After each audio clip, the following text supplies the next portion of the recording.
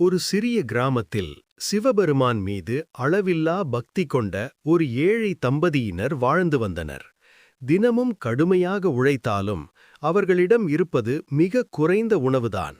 ஆனால் தினமும் ஒரு அடியாருக்கு அன்னம் பாலிப்பு செய்த பிறகுதான் அவர்கள் மறு உணவு எடுப்பார்கள் என்ற நம்பிக்கை அவர்களின் மனதில் ஆழமாக பதிந்திருந்தது.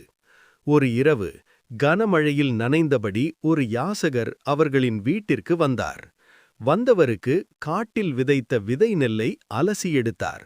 கொண்டு வந்த விதை நெல்லை தன் மனைவியிடம் கொடுத்தார். தம்பதியினர் தயங்காமல் தங்களுக்கிருந்த விதை நெல்லை சமைத்து உணவையும் அன்புடன் வழங்கினர். அந்த நொடியிலே யாசகர் மறைந்து தெய்வ ஒளியாக சிவபெருமானும் பார்வதியும் தோன்றினர். உண்மையான செல்வம் தியாகமே என்று அருளி அவர்களின் வாழ்க்கையை ஆசிர்வாதங்களால் நிரப்பினர்.